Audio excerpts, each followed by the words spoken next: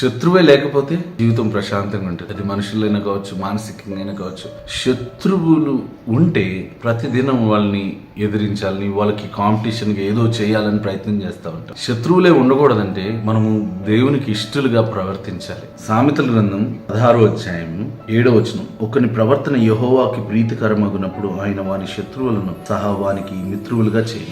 దేవునికి ఇష్టం వచ్చినట్లు నేను ఎలా ప్రవర్తించగలుగుతాను? అబ్రహాముని దేవుడు ఇష్టపడ్డాడు. ఎందుకు ఇష్టపడ్డాడు? అబ్రహాము నమ్మగలిగాడు, దేవుని వాగ్దానాన్ని నమ్మగలిగాడు. నోవాహుని దేవుడు ఇష్టపడ్డాడు. ఎందుకు? ప్రపంచమంతా పాపం చేత నింపబడ్డా గానీ ఆయన తన ప్రవర్తన జాగ్రత్తగా కాపాడు. దేవుడు ఒక్కొక్కరిని ఇష్టపడ్డాడు, ఒక్కొక్క క్వాలిటీని బట్టి. దేవుని దృష్టికి మనుషులందరి చేత విసర్జించబడినా పర్లేదు, మనుషులు రిజెక్ట్ చేసిన దాన్ని దేవుడు సెలెక్ట్ చేసుకుంటాడు. దేవుని దృష్టికి నువ్వు ప్రీతికరంగా జీవించగలిగితే నీ శత్రువులు కూడా నీకు మిత్రులుగా మార్చబడతారు. కాబట్టి మనుషులను మెప్పించడం మానేసి ప్రవర్తనలో, క్యారెక్టర్లో, బిహేవియర్లో, మనం చేసే ప్రతి పనిలో దేవునికి ఇష్టలుగా చెబుతాం. దైవాశీర్వాదాలు పొందుదాం. God bless you.